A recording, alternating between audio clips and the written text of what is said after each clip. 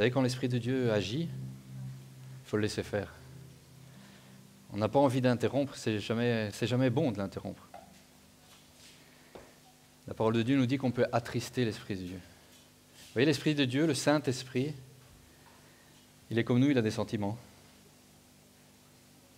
Et c'est la partie sensible de Dieu, j'ai envie de dire. Et il peut être attristé, il peut s'en aller. Alors quand il vient et qu'il agit, il faut le laisser faire. Attention à sa part. Il faut juste se laisser porter par lui. Cette semaine, un des jours de la semaine, j'ai passé une drôle de nuit. Je ne sais pas si ça vous arrive sûrement aussi. Je vais me mettre par là, parce qu'ils sont plus par là. Non, ça va. J'ai passé une drôle de nuit parce que, vous voyez, il y a des moments de remise en question. Et c'est bon de les avoir. Il n'est pas bon de suivre la vie comme un long fleuve tranquille, comme le titre du film. La vie n'est pas un long fleuve tranquille. Et certainement pas la vie avec Jésus, avec Dieu. Il a dit que notre vie ne serait pas facile. Il nous a promis des choses, en fait. Il a promis beaucoup de choses, mais une qu'il a promis, vous savez ce que c'est? Beaucoup de tribulations. C'est une promesse, hein? Il n'a pas dit, vous aurez peut-être des problèmes. Il a dit, non, vous en aurez beaucoup. Mais, prenez courage, j'ai vaincu. Merci, merci. Le pasteur Miguel, il connaît sa Bible. Voilà. Prenez courage, j'ai vaincu le monde. Il ne faut pas avoir peur. Il a pour qu'on n'ait pas une surprise. Vous voyez, genre, je pensais qu'une fois que j'étais devenu chrétien, premier, je ne savais pas qu'on les appellerait chrétiens un jour d'ailleurs. Vous savez comment ça s'appelle? Je le dis tout le temps parce que j'aime bien, mais c'était la voie. Pas la voie, mais la voie, le chemin. Quand Paul il dit « j'ai été pour arrêter les adeptes de la voie ». Parce que Jésus a dit « je suis le chemin, la vérité et la vie ». Ils auraient pu dire « ce sont les disciples de la vérité ou les disciples de la vie », mais ils ont dit « c'est les disciples du chemin, de la voie ». Ils parlent tout le temps de la voie, il faut suivre la voie. Et aujourd'hui encore, vous savez, il y a des gens qui ont des nouvelles manières de penser. Ça s'appelle la nouvelle pensée, hein, le New Age par exemple. Et il y a des gens qui se disent aussi agnostiques, tout est bon, tout va bien. Et pour eux, en fait, tous les chemins mènent à Rome, quoi. Tous les chemins mènent à Dieu. Peu importe votre philosophie, peu importe votre religion, c'est bien. Du moment que ça te va à toi, ça me va à moi. Vous entendez ça souvent, hein. Si ça te convient, ça me va. Mais m'embête pas avec tes trucs, hein. Mais si ça va pour toi, ça va pour moi. Et pendant les périodes de remise en question, on réfléchit, on cherche, on prie Dieu, on se met à ses pieds et on lui demande des choses. Moi, une des choses que je lui demande toujours, c'est « sonde-moi ». Cherche en moi ce qui ne va pas, comme s'il avait besoin de chercher. Vous savez, quand on prie Dieu, parfois on s'adresse à lui comme s'il faisait comme nous, mais lui, il regarde, il sait tout. Il n'a pas besoin de regarder d'ailleurs, il le sait déjà. Mais on lui dit « sonde-moi ». C'est une prière de David, hein, « sonde-moi ».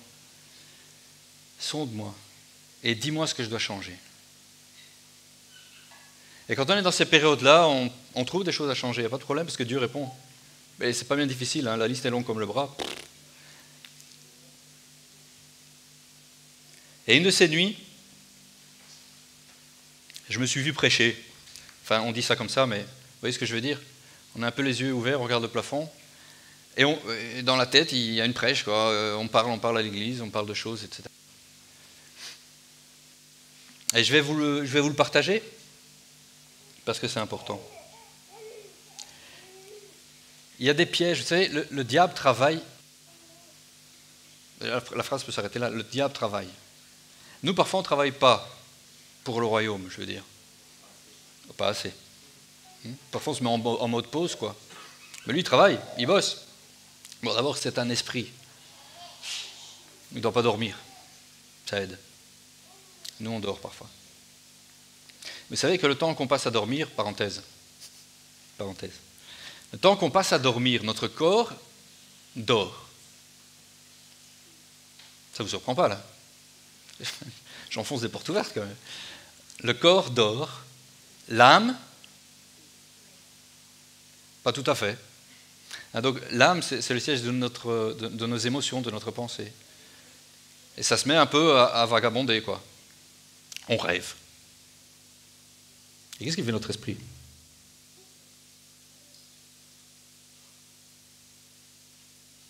Vous n'êtes jamais demandé, pendant que vous dormez, il fait quoi l'esprit? Il attend que tu te réveilles. L'esprit de l'homme, il peut, pendant qu'il dort, être en pleine activité.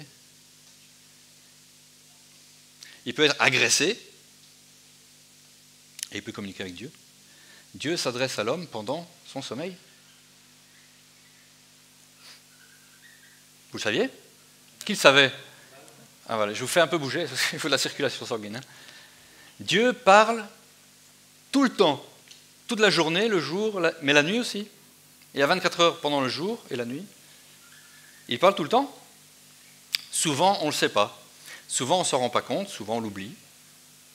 Mais, je ne sais pas, ça vous est certainement tous arrivé une fois dans votre vie. Dites-moi oui, hein. Ça me fera plaisir. De vous réveiller en plein milieu d'un rêve qui semblait extrêmement réel. Et vous êtes tout chamboulé, soit en bien, soit en pas bien. Et parfois, je ne dis pas que c'est toujours Dieu qui vous parle, mais parfois, c'est un film que vous avez vu, un truc moche, une nouvelle qui vous travaille, d'accord? Vous vous réveillez en plein cauchemar de cette affaire-là. Mais parfois, vous voyez quelque chose à votre sujet, vous voyez quelque chose au sujet de quelqu'un. Et c'est vraiment comme si vous l'aviez vu en live, vous l'aviez vécu. Vous vous réveillez, boum! Waouh! C'était quoi cette affaire-là? Eh bien, la prochaine fois que ça vous arrive, allez pas juste boire un verre d'eau pour vous calmer et rendormir. Demandez à Dieu si c'était lui. Je vous invite à le faire vraiment. Hein. Demandez-lui qu'est-ce qui se passe à ce sujet-là. Qu'est-ce que tu veux que je fasse? Est-ce que c'est toi qui me parles? Parce que je vous disais, pendant la nuit, votre esprit, il attend, ou pas tout à fait. C'est pour ça qu'on prie. Vous savez, il faut prier avant de se coucher. Hein. Enfin, je ne sais pas, vous faites ça? Pas tout le monde. Pas encore. Hein, pendant la nuit, oui, c'est ça, moi aussi. Et donc, il faut... Vous savez pourquoi on... Je regarde si c'est de l'huile. Non, c'est de l'eau. Il tombe des gouttes, là. Pendant la nuit, votre esprit peut être attaqué par le diable qui veut vous empêcher de dormir bien et qui veut vous assaillir. Parce que ce qu'il veut, vous savez, ce qu'il veut fondamentalement, le diable, c'est quoi? C'est vous prendre votre joie. Il veut casser la communion que vous avez avec papa. C'est ça qu'il veut faire. Il veut que vous ne soyez pas content et, si c'était possible, que vous remettiez vos problèmes sur la cause de Dieu. C'est de la faute à Dieu. Il ne m'entend pas, il ne m'exauce pas. Ou alors, c'est ce qui marche très bien aussi, c'est ma faute. Et alors pendant la nuit, vous cogitez sur votre faute. Je suis nul, je ne suis pas bien, c'est encore ceci, c'est encore cela. La condamnation. Ça, c'est individuellement et c'est pendant la nuit. Cette nuit-là, moi, j'ai vu une autre catégorie de pièges. Les pièges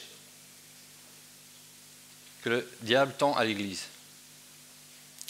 Qui tend à l'Église et qui tend à chacun de nous concernant l'Église. Alors le premier, Miguel en a parlé la semaine passée. Le repli sur soi. D'accord? Quand on a des problèmes, qu'on n'est pas content, qu'on a l'impression que ça ne va pas, on se replie sur soi.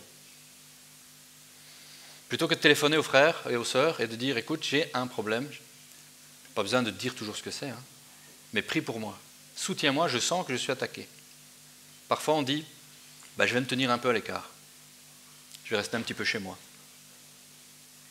Je vais voir un peu, j'ai besoin de me ressourcer, j'ai besoin de rester... » Vous voyez ce que je veux dire? Un deuxième, un moyen qu'il a utilisé avec Adam déjà. Vous savez, ça remonte à très loin. Hein. C'est toujours les mêmes tactiques à peu près. Ce sont les fausses vérités. Les trucs presque vrais, parfois exactement vrais. si par exemple il vous cite un verset de la Bible, le verset de la Bible est dans la Bible. Mais cette vérité-là devient un vrai mensonge. Ce sont des fausses vérités qui deviennent des vrais mensonges. D'accord? Je vous dis juste les 5 et puis je reviens. Il y a, troisième plan, le virement à 180 degrés. Vous voyez, la repentance, on en parlait déjà, la repentance plusieurs fois, c'est un sujet de chrétien, j'ai envie de dire. Parce qu'on devrait avoir une vie de repentance. Mais je vous explique. Si la repentance consiste à faire ceci, et que je le fais plusieurs fois, je suis de nouveau là. Le virement à 180 degrés, ce n'est pas en général bon. Mais je vais l'expliquer aussi. Et puis il y a la jalousie. Vous savez, l'orgueil, parce qu'en fait c'est de l'orgueil qu'il s'agit, il a de multiples facettes. La jalousie en est un. La jalousie dans le sens de lui il est béni, mais pourquoi il est béni lui et pas moi? Je suis aussi bien que lui, quoi. Vous voyez ce que je veux dire? Ça arrive pour des gens qui sont devant, qui parlent, qui prêchent, par exemple. Pourquoi est-ce que le ministère du gars là-bas, il va mieux que le mien? Pourquoi son église est plus remplie que la mienne? Je ne vois pas ce qu'il fait de mieux que moi, d'ailleurs, théologiquement, moins bien, il prêche moins bien, moins sympa, moins cool, plus carré, son église est moins jolie. Vous voyez ce que je veux dire? La jalousie revêt plein de choses. Pourquoi est-ce qu'il y en a un qui a un don et moi j'ai pas? Pourtant, j'ai pas l'impression qu'il cherche beaucoup. Il a reçu, boum. Et moi, les heures à genoux et tout, la nuit, que je dors pas. Ça vous est pas arrivé, hein? Pas ici. Mais je parle des églises en général. Et puis le dernier, j'hésitais, je savais pas trop lequel je devais. Vous savez, parfois il y a tellement de choses. Je voulais m'arrêter à 5. J'en avais eu 5 dans le rêve. Et puis, il y en a un que j'ai perdu en cours de route. Vous voyez, quand je vous dis que quand vous vous réveillez avec quelque chose, demandez à papa qu'est-ce que c'est et notez. En fait, je ne l'ai pas fait. Je me suis dit, je vais le retenir. Oh, c'était carré, blanc, enfin, noir sur blanc. Et puis, j'en ai perdu un. Du coup, je n'étais pas fier de moi parce que je dis, papa, j'ai pas bien pris, comment je dirais, attention à ce que tu me disais, quoi. Alors, je dis, mais c'est quoi le 5e? Et puis, pendant la semaine, j'avais un. Et puis ce matin, j'en avais un autre. Alors, on va peut-être faire 6, mais je devais faire court aujourd'hui, là ça va être court, ça va être difficile. Mais je vous le cite comme ça. Vous savez, il y en a un, c'est le compromis. Le compromis. Alors, dit comme ça, tout le monde comprend que ça ne va pas. Hein. Un compromis, c'est pas très bien. Mais c'est subtil, le compromis. Hein. C'est subtil. Et ça peut venir à... c'est pas terrible, mais vous savez, ça va s'arranger. Je suis tout seul quand je dis ça. Ça va s'arranger. Vous voyez, donc c'est pas que vous l'acceptez, c'est pas le vrai compromis, genre, bon, où est le problème? Mais on verra. On verra. Ça va s'arranger, je vais prier, ça va s'arranger. Et l'autre, qui est en balance, je ne sais pas c'est lequel le 5e. L'autre, c'est l'idée de la bénédiction et de l'opposition qui seraient des signes sur le fait que vous êtes dans la volonté de Dieu ou pas.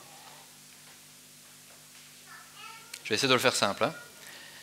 Si je fais quelque chose pour Dieu et que tout roule, les tapis se déroulent, tout va bien, je suis sur la volonté de Dieu. Si je veux faire quelque chose et que j'ai que des embûches, c'est que ce n'est pas sa volonté. D'accord? C'est un piège.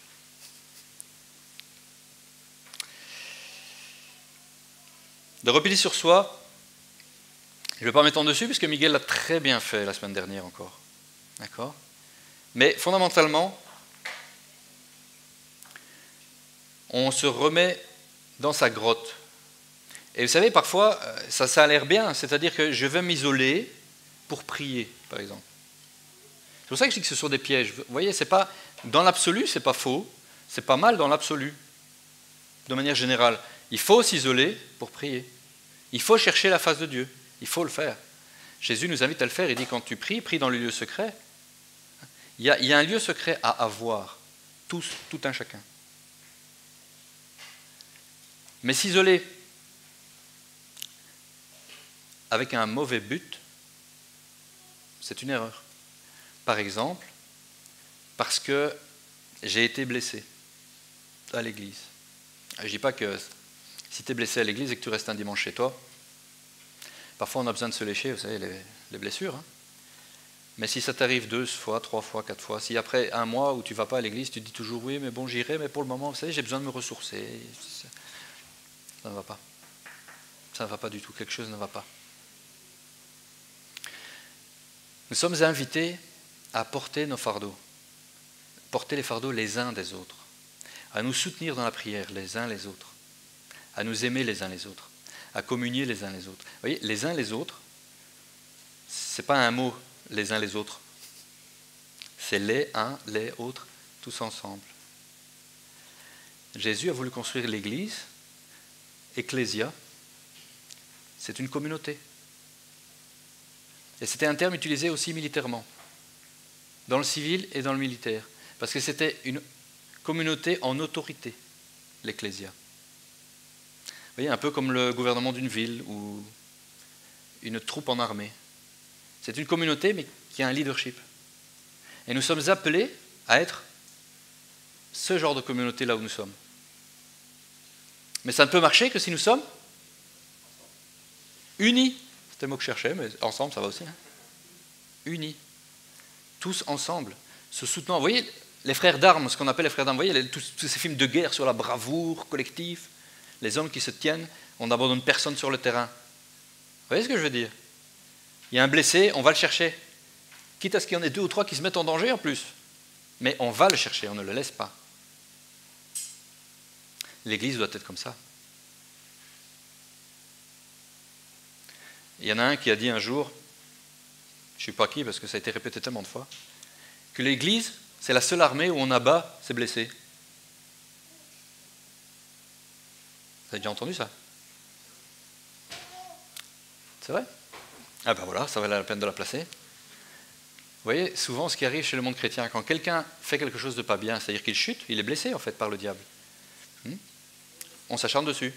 Si c'est quelqu'un d'un peu public, il n'a pas besoin parfois. Hein. On le pointe du doigt, renégat, traître, il a fauté, dehors. Dehors le vilain. Enfin, je sais pas, vous n'avez peut-être pas vécu ça. Enfin, je vois qu'il y en a que oui. Hein. Mais c'est tellement commun dans l'Église. Vous voyez, on dira, il ne faut pas juger, etc., les gens du dehors. Mais à l'intérieur, on doit juger, tu sais. On doit juger. Si, c'est dans la Bible. Il faut juger de tout. De juger des choses et des esprits, on en est venu à juger les gens, les frères. Vous voyez, les exemples que donne l'apôtre Paul sur comment il faut traiter quelqu'un qui ne fait pas bien, c'est dans l'amour. S'il n'écoute pas, alors que 2 ou 3 ont prié, parlé, lui ont exposé les choses, qu'il refuse, c'est-à-dire quelqu'un qui pratique le mal. Vous voyez, quelqu'un qui fait, alors qu'il sait qu'il fait mal, on lui a dit qu'il faut arrêter parce que ça ne fait pas du bien à l'Église, parce que ça ne représente pas Jésus. Il continue, il insiste, il persiste, il dit mais fou, je le fais quand même. Alors il dit vous le mettrez dehors. Alors on le mettra dehors. Pas avant, hein. Pas juste quand on a découvert qu'il dit qu'il nie un petit peu l'affaire. Là, vous savez, quelqu'un qui est pris, il nie un peu toujours. C'est pas là qu'il faut dire dehors. Reviens plus, hein. Surtout reviens plus. Et tous ceux qui vont lui parler, attention, parce que le pasteur aura un mot avec lui. L'Église abat ses blessés. Et vous êtes d'accord avec moi qu'on ne veut pas être cette Église-là? Ouais, j'espérais un petit... un truc...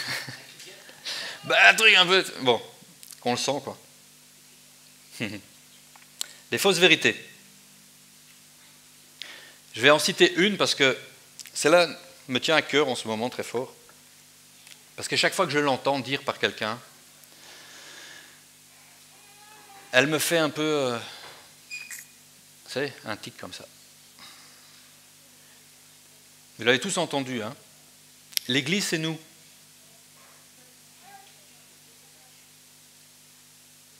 C'est vrai ou c'est pas vrai? L'Église, c'est nous. Bah oui, c'est vrai. Voilà, c'est une vérité. L'Église, c'est nous. Nous, c'est-à-dire que ce n'est pas le bâtiment, ce n'est pas l'institution, la SBL ou ou, tu vois, l'association de culte qui a un nom quelque part au gouvernement. C'est pas ça l'Église. L'Église, c'est nous.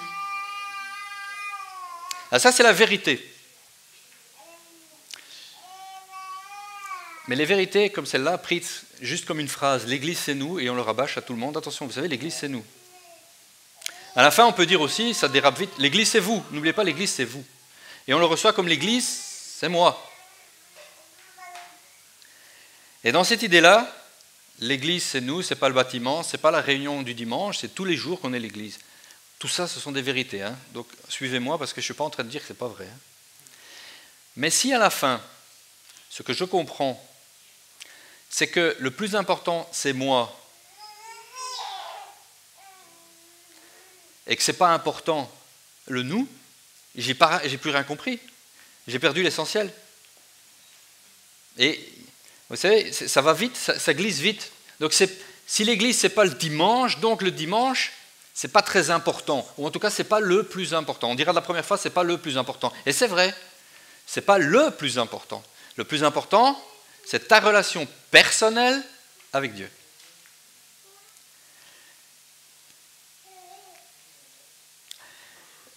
Mais si tu es tout seul avec ta relation personnelle, ou si tu le partages que peu avec tes frères et sœurs, eh bien tu n'es pas l'Église. Tu es un membre un petit peu éloigné, vous voyez ce que je veux dire? Il y a le troupeau, soudé, celui qui marche comme un bloc, là. Et puis il y a de temps en temps des moutons qui vont un peu trop loin, quoi. Et ceux-là risquent de se faire bouffer.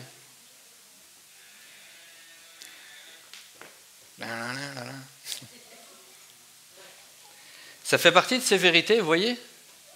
Des vérités, à force d'être martelées, deviennent une espèce de mensonge. C'est comme Dieu ne guérit pas toujours. C'est vrai ou c'est pas vrai? Dieu ne guérit pas toujours. On ne le voit pas toujours, c'est pas la même chose. On ne le voit pas toujours et on ne le voit pas toujours tout de suite. Et vous savez, le pourquoi, il peut être multiple, des millions de choses. Il peut être empêché de guérir. Et il peut être empêché de guérir la plupart du temps sur un chrétien. On a beaucoup plus de résultats quand on prie pour un incroyant que pour un chrétien. Alors on peut faire des théories avec ça. Donc la guérison est un signe pour le non-croyant, le chrétien doit vivre avec. Vous savez, quand je dis un truc faux, vous pouvez être plus, genre c'est faux, hein, pas d'accord. On est ce genre d'église. On peut avoir de l'interaction. Sinon, si je parle tout seul comme ça, j'ai l'impression de parler aux chaises vides. J'aime bien un peu de... Mais ça, c'est moi surtout. C'est à cause de mon boulot. Je fais un peu ça au boulot aussi, je parle avec des gens, mais je leur demande toujours de me répondre. Tout seul, c'est pas gai, c'est vraiment pas gai. Donc, vous voyez, ce sont des vérités, ce sont des choses vraies, c'est ça que je veux dire. Ce sont des choses vraies, pas tout à fait parfois. Dieu ne guérit pas toujours, pas toujours tout de suite. Et puis parfois, c'est parce qu'il est plus intéressé par guérir ton âme premièrement, et la guérison de ton âme guérira ton corps. Alors on prie pour le problème du corps, et puis on ne voit pas, et puis on se dit, bah alors écoute, je sais pas, Dieu ne veut pas te guérir. Peut-être tu as un truc dans ta vie, tu sais, réfléchis bien, peut-être ta faute. Alors on enfonce une grosse, vous voyez, dans la plaie, on dit c'est ta faute. Tiens, j'ai pas réussi à t'avoir ta guérison, mais tu sais quoi, c'est pas ma faute en tout cas, c'est la tienne. On a déjà prêché beaucoup de fois là-dessus, mais c'est horrible. C'est horrible de culpabiliser la victime. Dans le monde, on essaie de ne pas faire ça. Vous voyez ce que je veux dire? L'Église abat ses blessés, c'est dans plein de domaines. Entre autres pour ça aussi. T'as pas la foi.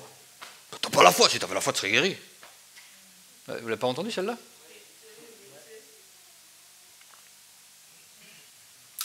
Fausse vérité.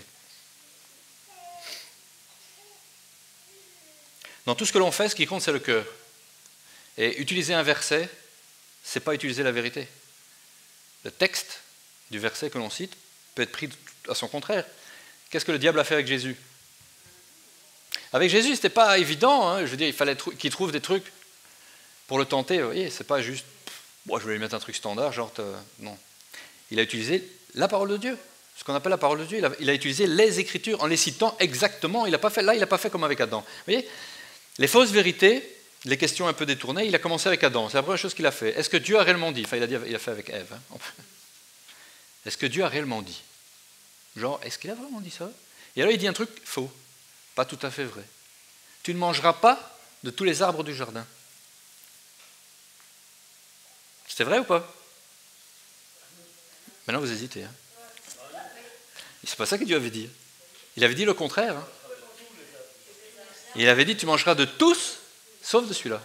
Et regardez comment lui tourne la phrase. Est-ce que Dieu a vraiment dit tu ne mangeras pas de tous les arbres du jardin? Il fallait déjà réfléchir, Ève, elle a dû dire oui. Non, c'est pas ça qu'elle avait dit. Et hop, esquive un peu comme ça. Et un petit peu une fausse vérité, un truc pas tout à fait juste.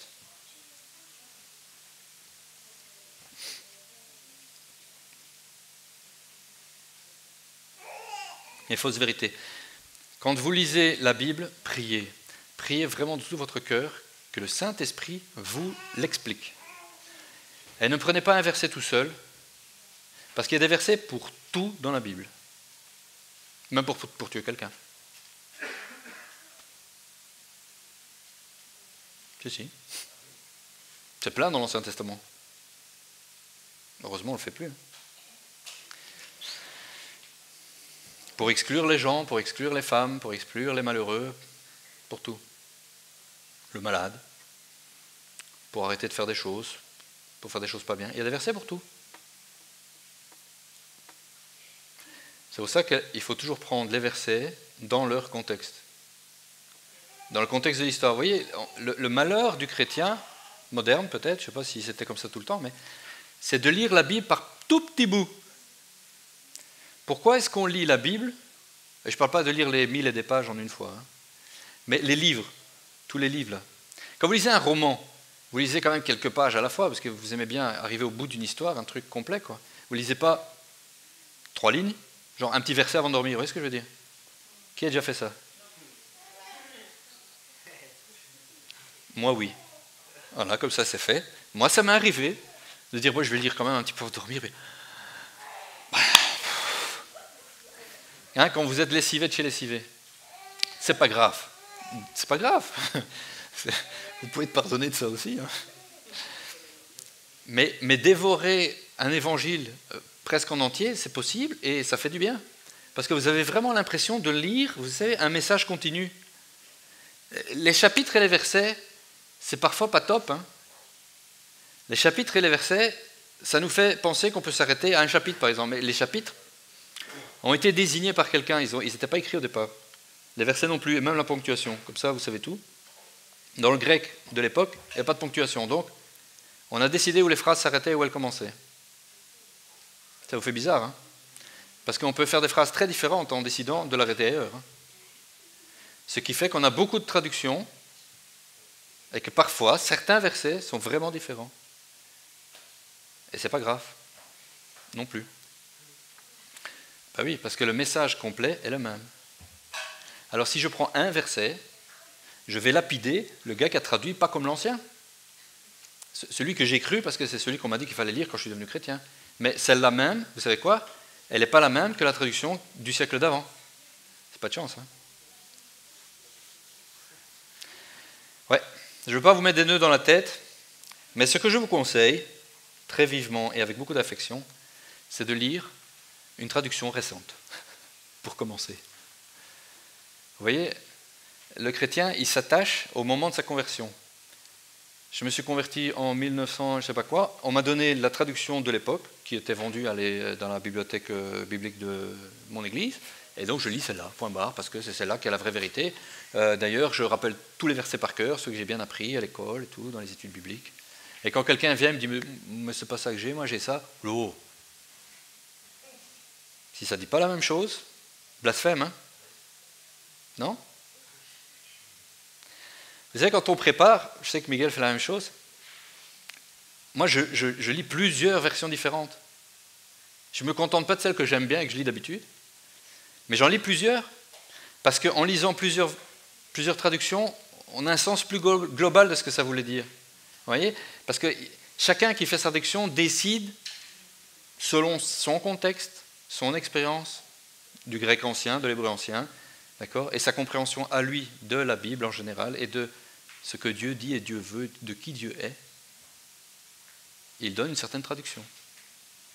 S'il est d'un environnement catholique, il va faire une traduction orientée enseignement catholique.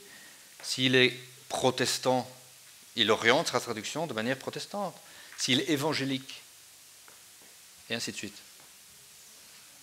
Et il y a des traductions pour tout le monde. Évitez les fausses traductions. Non, quand je dis ça, vous savez par exemple que les témoins de Jéhovah ont leur traduction. Mais celle-là n'est pas la même. Ne vous y aventurez pas trop. Parce que là, par contre, si on prend le grec, ils ne disent pas la même chose, ils changent des choses, carrément. Avec toute l'affection que nous avons pour eux aussi. Hein. Il faut que le Saint-Esprit les éclaire. Vraiment.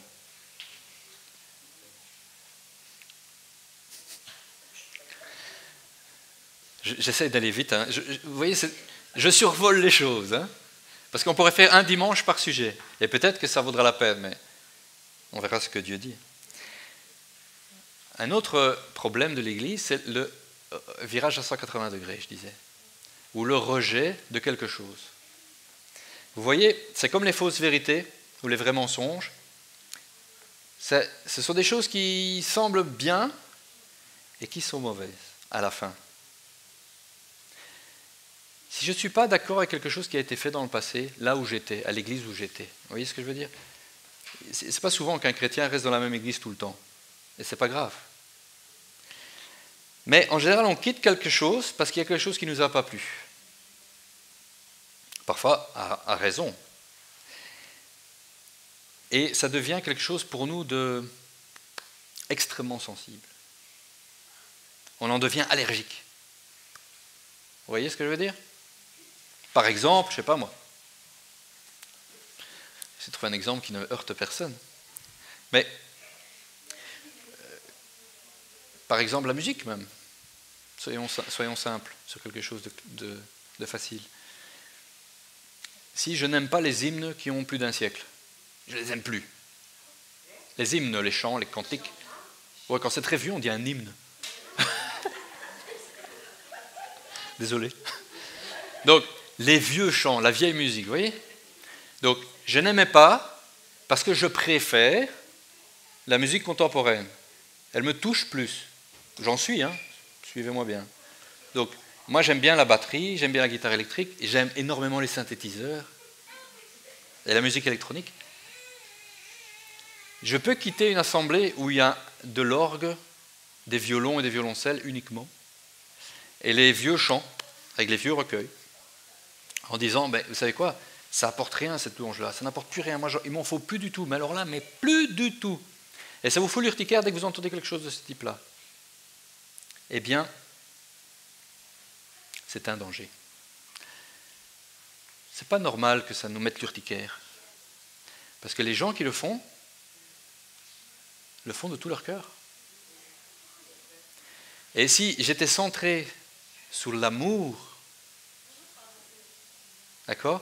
Peu importe le style, peu importe si c'est un peu faux, un peu désuet, un peu... Vous savez, je me suis retrouvé dans certains cultes où vraiment c'était des chants comme ça. Eh bien, c'est pas grave.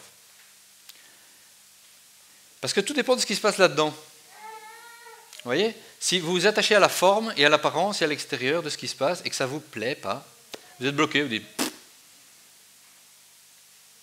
Et on attend un peu que la louange passe. Et puis on espère que la prédication ne ressemble pas au chant.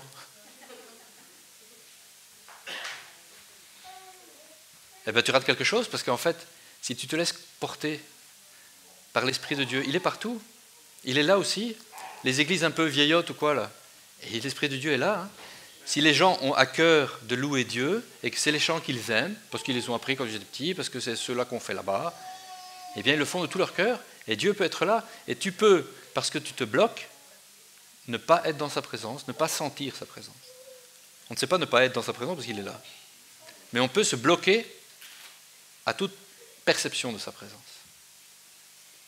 De la même manière, si le style d'un prêcheur ne te plaît pas, tu peux ne rien en tirer. Moi, je veux une prêche comme ça, comme ça, comme ça. Si j'ai un vieux pupitre, une vieille chaire, et que le type il reste comme ça, et qu'il parle sans bouger, qu'il n'utilise pas ses mains, pas sa tête et pas ses pieds, pas sa tête, j'espère qu'il l'utilise. Vous savez, voilà, c'est nul, quoi. C'est nul, ça ne me tient pas réveillé, je m'endors. Dieu a peut-être quelque chose à te dire, même avec quelqu'un qui ne bouge pas. Amen, non? Moi, j'écoute toutes sortes de gens. Et certains, vous savez, comment dirais-je? Ils sont bizarres, quoi. Mais vous savez quoi? Si vous écoutez bien, qu'est-ce qu'il dit vraiment? Qu'est-ce qu'il dit vraiment? Parce que bon, à part ses grimaces, ses trucs, son expression un peu... il n'est pas très... Eh ben, ce qu'il dit, c'est bon. Vous voyez, ça vous nourrit quand même. Vous dites, waouh, ça c'est une grosse vérité qui vient de balancer, là c'est une bombe atomique sur la Bible, vous voyez? Waouh, ça c'est vrai ça. C'est puissant. Mais il ne faut pas s'arrêter à la façade. Vous voyez, si vous n'aimez pas les gens qui ont les chemises en dehors du pantalon, vous passez à côté de ce que je raconte. Les virages à 180 degrés. C'est comme ça que l'Église, maintenant je parle de la grande Église, a rejeté à une époque les prophéties, les actions de l'esprit, le parler en langue parfois. Virage à 180 degrés. Parce qu'il y a du faux qui se mélange au vrai. Alors si on ne sait pas distinguer le vrai du faux, on arrête tout. Qu'est-ce que Jésus a dit? Il a dit beaucoup de choses. Mais entre autres, voilà, c'est celle-là que j'attendais. Quand on sème un champ de blé, pousse du blé et des mauvaises herbes. Il appelait ça l'ivraie parce que c'est bon. Et vous savez quoi? Qu'est-ce qu'il a dit? On ne va pas arracher l'ivraie à l'avance, parce qu'en arrachant l'ivraie, on risque d'arracher des plants de blé. Et on fera le tri quand? À la moisson.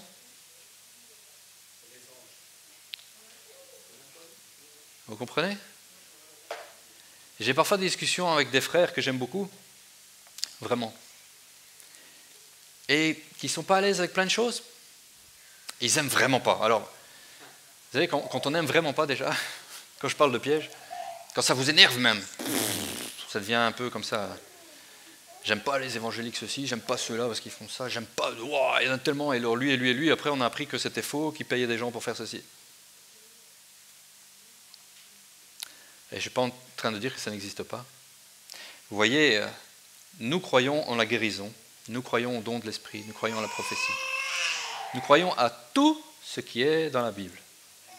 J'espère que vous me suivez là. Parce que si ça ne vous plaît pas, ça ne va pas changer. Et si on se trompe, si quelqu'un dit « Dieu me dit » et il se trompe, ce n'est pas Dieu qui lui dit, c'est lui tout seul, ou c'est une autre influence, il n'a pas bien discerné. Est-ce qu'on est démuni? Est-ce que c'est dangereux? Est-ce qu'il faut en avoir peur? Ben non. À la première époque, premier siècle, ça existait déjà. Il y avait déjà des faux prophètes dans l'Église. Qu'est-ce qu'il a dit Paul sur la prophétie? Il a dit, bon, il y a des faux prophètes, il faut arrêter de prophétiser. Je ne veux plus entendre ça ici.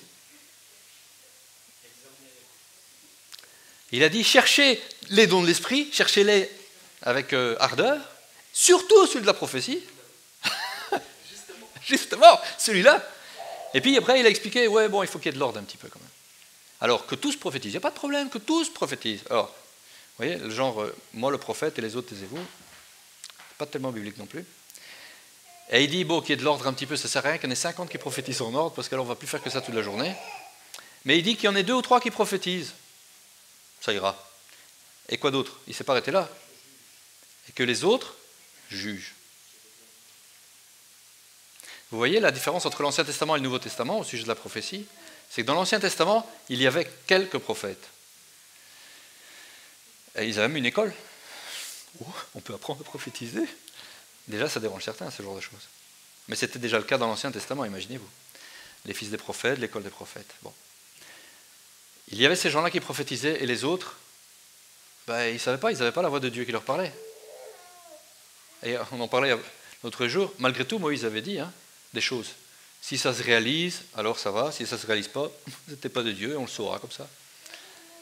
Mais dans le Nouveau Testament, à partir de cette nouvelle alliance qui a été faite avec les hommes, l'Esprit de Dieu est sur toute chair. Toute chair. Toute chair. On est là pour apprendre à entendre Dieu parler. Vous savez, l'Église, ça sert à ça. C'est une couveuse. Les réunions du dimanche, ou du samedi, ou du lundi, elles pourraient être n'importe quand. On fait ça le dimanche, c'est par habitude. C'est une couveuse. On est là pour grandir. On est là pour apprendre. D'accord ? Apprendre des choses. Et ce n'est pas juste écouter des choses. Vous savez, parfois on dit on va prier les uns pour les autres, prier comme ceci, faites ça. C'est parce qu'il faut apprendre. Tout seul dans son coin, on n'apprend pas.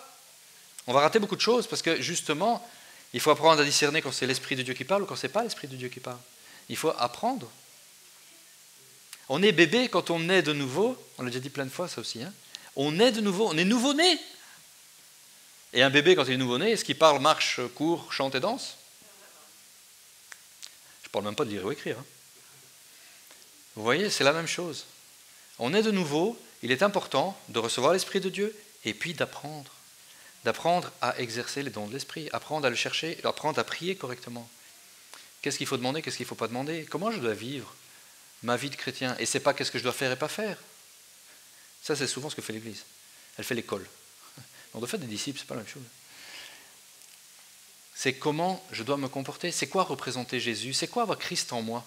C'est quoi la nouvelle créature que je suis ? C'est quoi la nouvelle création ? Pourquoi est-ce que Paul écrit ces choses aux gens ? Il ne leur dit pas « fais ci et fais pas ça ». Il ne dit pas « tu t'habilleras comme ceci parce que c'est bien, tu ne t'habilleras pas comme cela parce que c'est pas bien ». Mais pas un chapeau quand tu vas à l'église, surtout pas une casquette.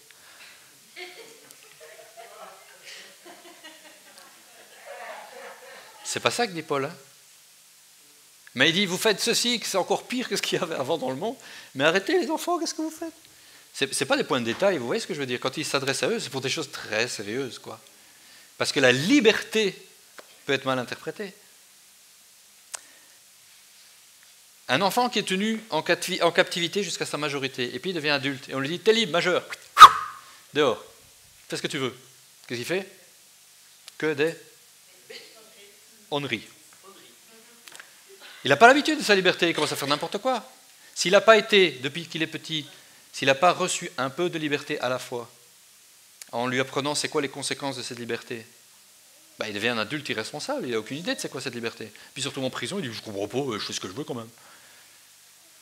C'est la même chose. Si on est captif dans le péché, sous l'emprise du mal, et qu'on est rendu complètement libre par Jésus, eh bien, on peut mal comprendre la liberté. Et c'est ce qui est arrivé aux Corinthiens, par exemple. On est libre. Wouhou ! Et on s'aime. Alors là, vous voyez ce que je veux dire ? Il s'est passé plein de choses dans cette église-là. Et Paul, il ne dit pas tout le monde dehors à pécheur. Il a dit ça ou pas ? Ah, vous semblez surpris, genre, je n'ai pas lu ça.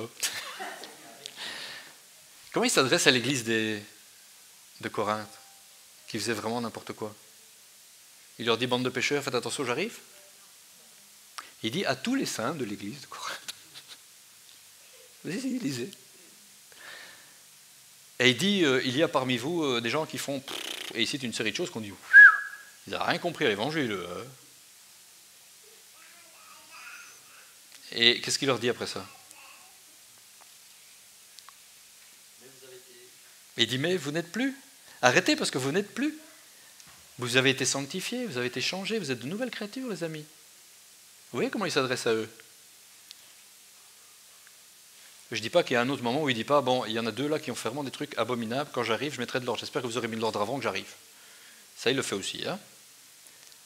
Parce que là, ça a été tellement loin, et ça a été certainement déjà dit et adressé, vous voyez, qu'à ce moment-là, il faut mettre de l'ordre. Le virage à 180 degrés, par rapport aux bêtises qui ont été faites, est un danger. Je répète que ici, je parle de piège, vous savez.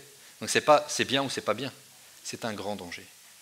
Si quelque chose me heurte, je ne suis pas d'accord, j'ai été blessé, je n'aime pas, je n'approuve pas, si ma seule réaction à ça, c'est « j'en veux plus du tout », je risque fort de me tromper. Et parfois, j'en arrive à faire exactement ce que je reproche aux autres.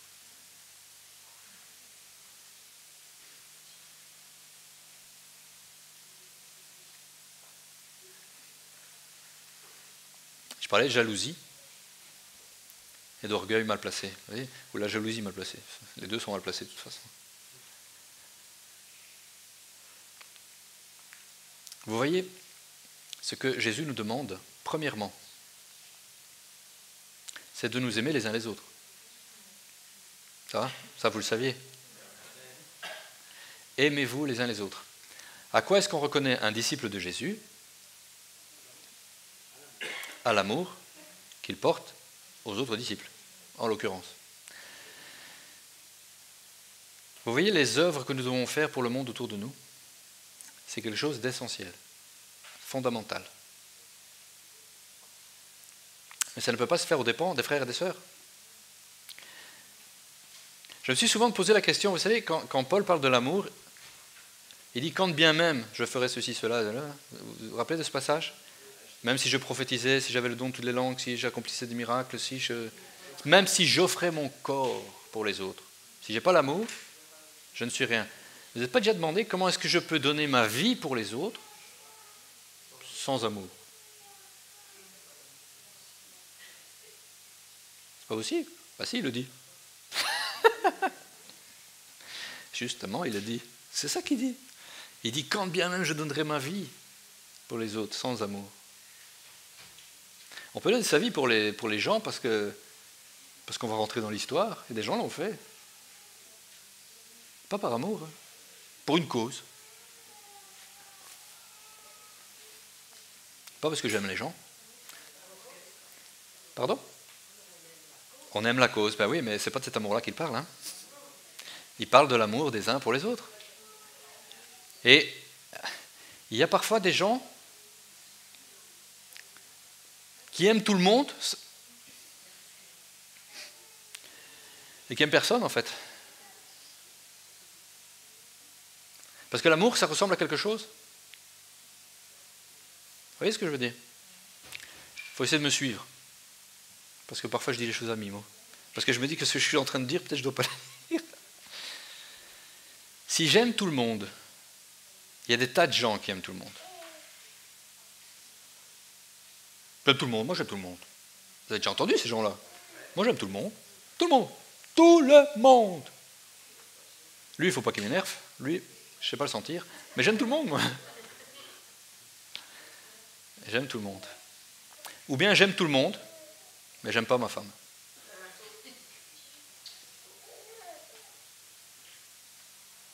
J'aime tout le monde.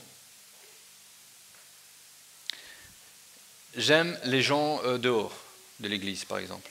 Il y a plein de chrétiens comme ça. J'aime les gens dehors. Oh oui, il faut les aimer, tu sais. Dans l'église, il y a des problèmes. Hein. Ça, quand même, il y en a, je ne sais pas sentir. Quoi. Ceux avec qui je suis proche, j'ai des problèmes. Mais tous les autres que je vois de temps en temps, je les aime. C'est pas de l'amour. Vous voyez la différence ? L'amour ressemble à quelque chose.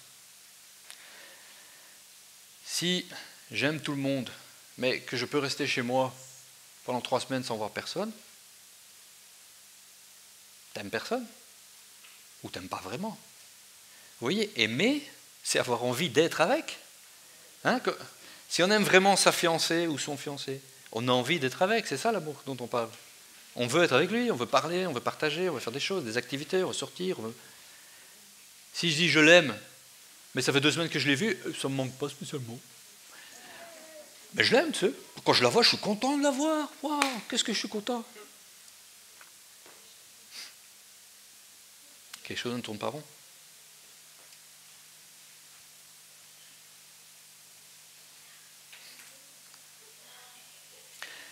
Cet amour, c'est l'essentiel. Et l'orgueil tue l'amour, de manière générale.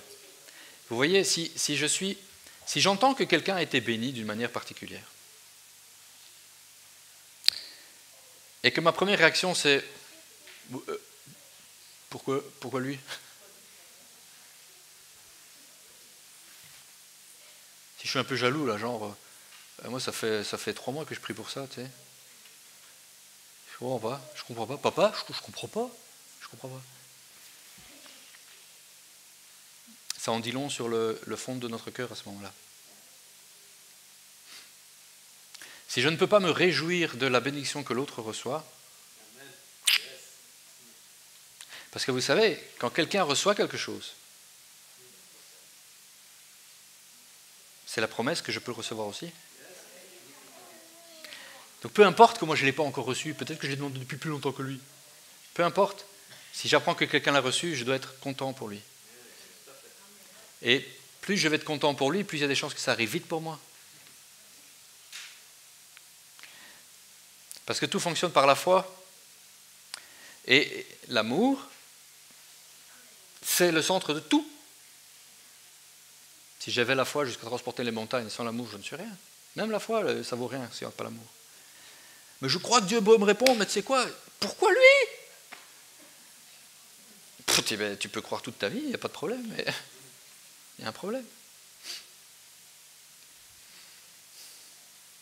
Et ça peut être très subtil. Ces petites choses-là, vous savez, ça peut ne pas être flagrant. Hein. Ça m'agace un peu, mais c'est pas grave, je suis content pour lui quand même. Hein. Et puis un deuxième, je suis le dernier à recevoir, quoi.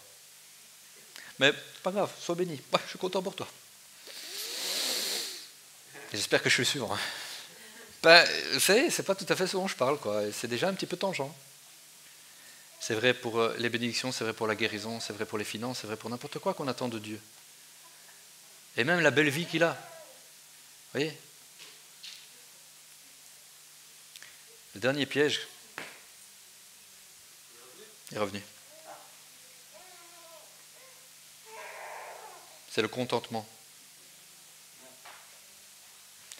Vous voyez, et ça fait partie des fausses vérités. Parce que nous devons être satisfaits.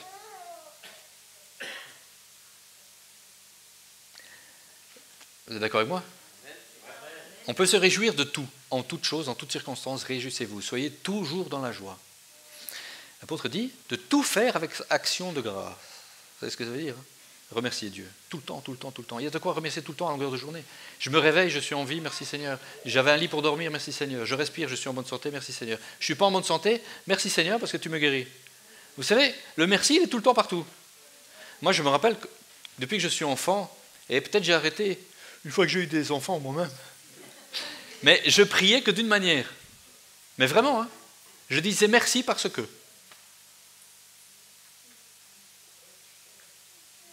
Merci parce que tu vas me donner ça. Merci parce que je vais être guéri. Merci parce que tu bénis un tel. Merci parce que... C'était déjà merci parce que tu le fais en fait. Je ne disais pas, papa, fais-le s'il te plaît.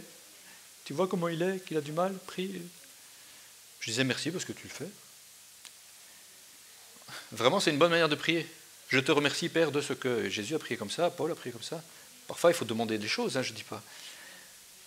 Mais, vous voyez, tout peut être tiré à l'extrême, étiré, poussé et devenir pas juste. Il faut être content, satisfait, certes, de la vie que l'on mène, de là où on est, de comment on représente Christ, même à travers les tribulations, les circonstances ne comptent pas. Mais, si je suis satisfait de la relation que j'ai avec Dieu, que je suis satisfait de ma vie chrétienne, si je suis satisfait de l'œuvre de Dieu dans le monde, si je suis satisfait... Vous voyez ce que je veux dire? Le contentement, pas bien placé. C'est-à-dire, je stagne. Or, on ne stagne pas dans la vie chrétienne. Ou on avance, ou on recule. La stagnation n'existe pas. Imaginez, la vie chrétienne, c'est comme un fleuve, mais pas tranquille, je disais tout à l'heure. Si j'arrête d'avancer, je recule avec le courant.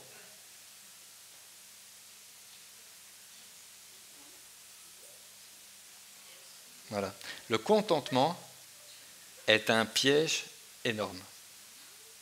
Certains disent, mais tu es jamais content, pourquoi toujours plus? Pourquoi prier plus pour ci? Pourquoi demander plus? Tu sais quoi? Parce qu'il y a énormément plus. C'est pas qu'il y a un peu plus et qu'on est déjà là. Hein. Allez, ça va, il ne reste plus que ça. C'est bon, quoi. Quand Jésus revient, on aura le tout. Hein. C'est qu'en fait, on est là, à la hauteur du câble. Oui, là. Avec ce qu'on vit, là, peut-être moins. Et il y a l'Everest.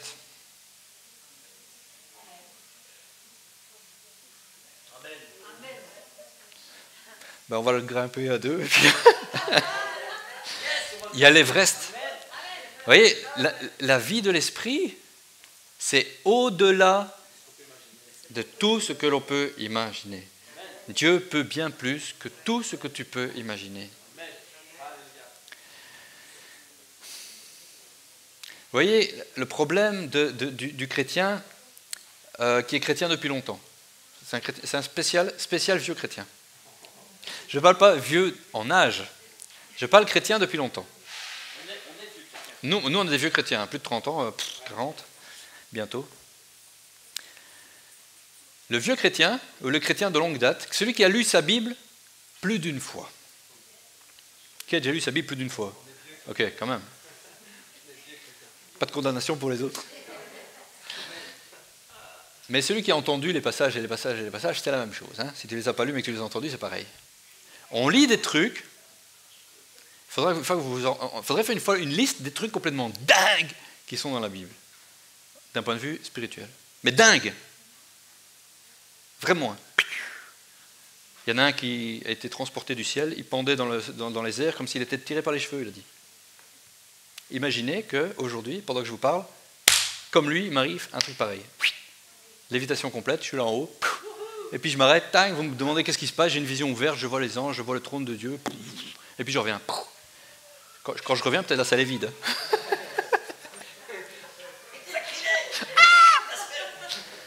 Mais c'est dans la Bible. Hein. C'est dans la Bible.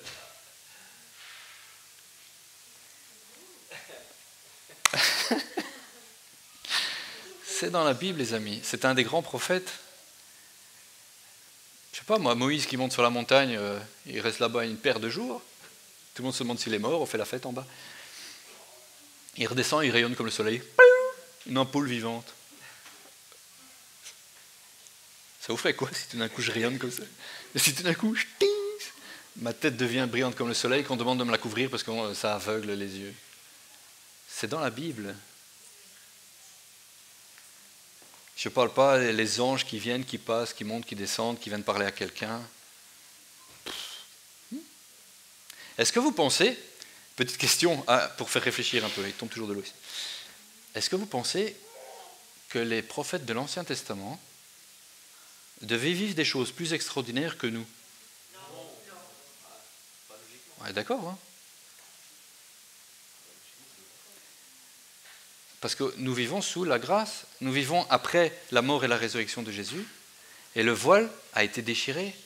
Nous avons tous accès au lieu très saint, nous avons accès au trône de Dieu.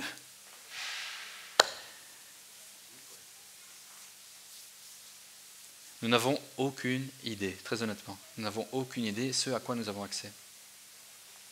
Et parce qu'on ne l'enseigne pas beaucoup dans les églises, parce qu'on ne sait pas qu'on peut demander, parce que si c'est accessible, on peut le demander. Alors on ne le fait pas. Puisqu'on ne le fait pas, on ne le fait pas. C'est par ignorance. Si le peuple ne sait pas, il ne peut pas savoir, il ne peut pas avancer, il ne peut pas demander, il ne peut pas faire puisqu'on ne te le dit pas. Alors on prie pour de petites choses. Alors si le Seigneur m'enlève un petit peu mon mal de genou, c'est pas grave que j'ai encore mal au dos. C'est déjà bien, il a fait un truc. Dieu veut faire des choses extraordinaires. Relisez votre Bible. Je vous encourage. Et même le Nouveau Testament, parce que les trucs de l'Ancien Testament, vous savez, les gens qui sont élevés au ciel tombent par terre morts. Dans l'Ancien Testament, il y avait ça, et dans le Nouveau aussi. Mais relisez le Nouveau Testament, et vous verrez que les anges viennent et passent, et viennent voir les apôtres, viennent voir les disciples, ils viennent leur dire des choses, faire des choses. Et Jésus, il a enseigné Paul directement. Ça, c'est cool. Là, je suis un peu jaloux, mais pas comme je le disais tantôt. Hein.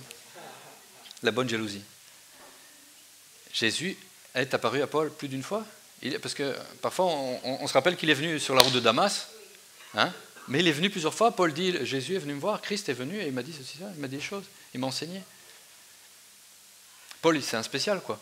Pas pour rien qu'il a écrit les 2/3 du Nouveau Testament. Mais vous savez quoi, aujourd'hui encore, Jésus visite des gens. Il en visite plein. Plein. Littéralement. Plein de musulmans se convertissent parce que Jésus va les voir directement. Il leur apparaît. Comme à Paul, en leur disant, qu'est-ce que tu fais? Qu'est-ce que tu fais? Il y a des anciens terroristes de ISIS qui ont été visités par Jésus et qui se sont convertis. Ouh.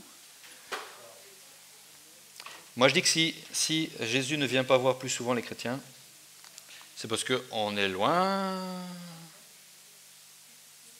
de là où on devrait être. Jésus lui-même a été fortifié par des anges, plusieurs fois. Jésus est notre exemple, non?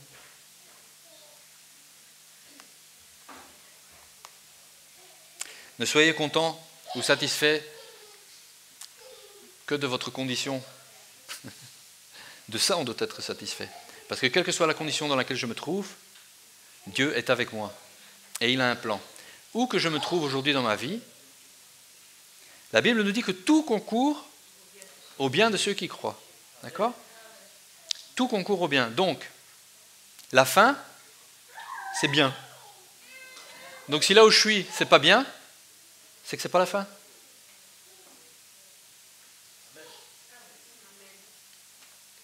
Ça devrait donner espoir. Hein.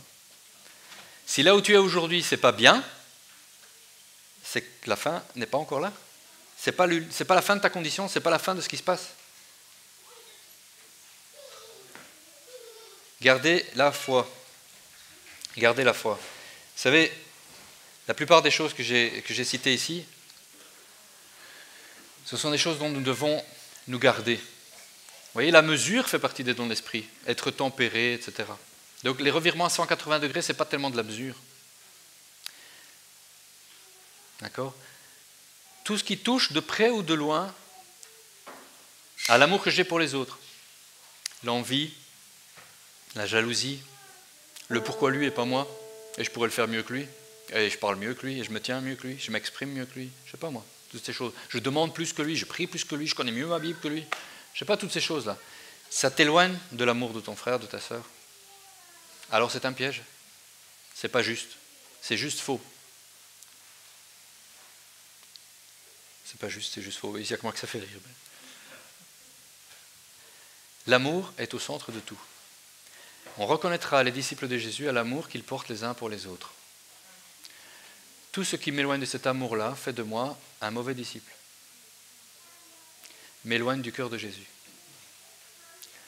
Si je veux être amené à quelque chose pour lui, je dois faire comme lui. Vous voyez, si quelqu'un aspire à faire des choses pour Dieu, à un ministère, à prêcher, à parler, à prier, à avoir des choses extraordinaires, qu'est-ce qu'il faut faire? Il faut se mettre en position de serviteur. Jésus a mis en garde là-dessus. Si tu veux être le premier, prends garde, mets-toi plutôt comme le dernier, et alors tu seras élevé. Et lui-même, lorsqu'il a mis le comble à son amour, qu'est-ce qu'il a fait à la fin? Il a carrément lavé les pieds de ses disciples, pour leur montrer l'exemple. Et il l'a fait en toute humilité. Vous voyez, la vraie humilité. Parce que parfois, on confond humilité et humiliation de soi. Vous savez, non, mais moi je suis rien, je suis personne, moi je... Vous savez que parfois, c'est de l'orgueil. On est tellement fiers d'être humble.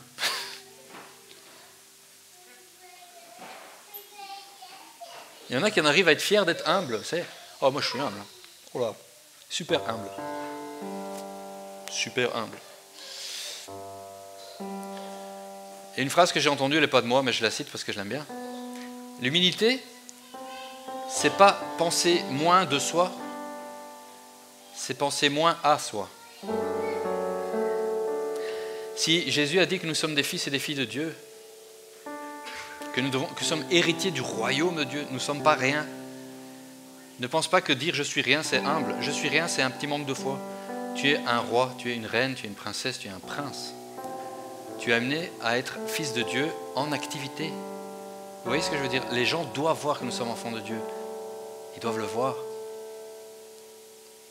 Quand Paul dit que l'évangile ne consiste pas en discours, en belles paroles, mais en une démonstration de puissance. Nous sommes appelés à montrer au monde la puissance de Dieu. Ce n'est pas une mission humble en soi. Parce que l'humilité peut amener à la peur. Je suis tellement humble. Je ne vais pas faire trop de vagues non plus. Je ne vais pas trop parler en public. Je ne vais pas trop parler de Jésus. Mais il faut être humble. Il faut être fier. Il faut être fier de ce qu'on est, de ce que Jésus a fait, de ce qu'il a fait de nous. C'est pour ça que le témoignage est important. Et le témoignage, c'est le témoignage de chacun, et c'est le témoignage de l'Église. L'Église doit être belle. Vous savez, Jésus revient, il a dit « Je viens pour les noces ». Dans beaucoup d'endroits, on pense que la fin des temps, ça va être une Église triste, morose, vous savez, éteinte, parce que ça va être difficile de travailler, la nuit vient, etc. Et on prend tous ces versets-là, alors que Jésus parle de sa mort. Et on dit, c'est la fin des temps, l'Église sera aussi un peu comme ça. Ça va être terrible, les tribulations. Une mariée prête pour les noces, elle est plus belle qu'elle n'a jamais été. Elle est revêtue de ses plus beaux vêtements, de ses plus beaux bijoux, de son plus beau maquillage, de ses plus belles coiffures. Et le marié arrive dans le même état. Alors Jésus, il est déjà glorieux. Il est déjà assis sur le trône. Il a déjà revêtu son corps glorieux. Il est là en toute majesté, toute puissance, toute gloire. Et il reviendra pour une église dans le même état. Pour les noces. Je vous encourage à mettre toute votre confiance en Dieu. Pour chaque chose de votre vie. Parce qu'il est la solution en tout. Il a de bonnes choses pour nous.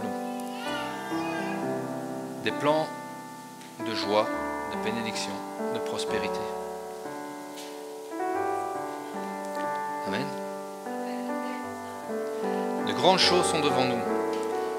La seule chose qui est à faire pour les obtenir, c'est s'en saisir par la foi.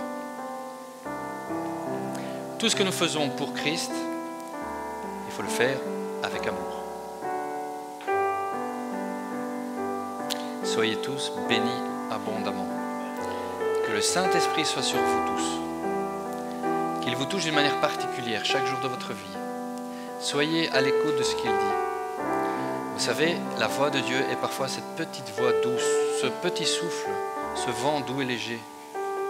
Parfois, il parle comme un tonnerre. Le ciel s'ouvre, une voix audible se fait entendre. Mais très souvent, il s'agit de petites choses très subtiles. Alors soyez attentifs. Quand quelque chose tambourine dans votre cœur, quand quelque chose vous semble être venu d'ailleurs que vous, et que ça vient pour faire le bien autour de vous.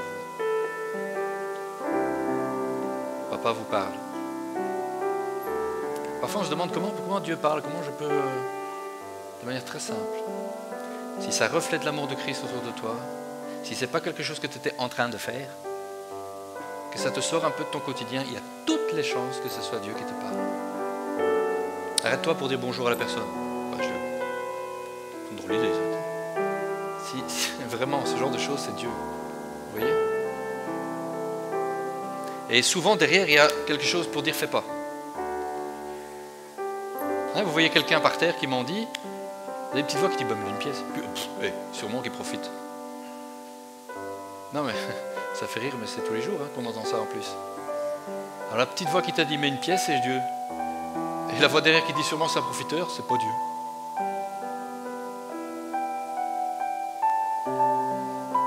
Quand vous entendez quelqu'un ne va pas bien, et une petite voix qui dit prie pour lui. Et puis l'autre qui dit s'il se passe rien.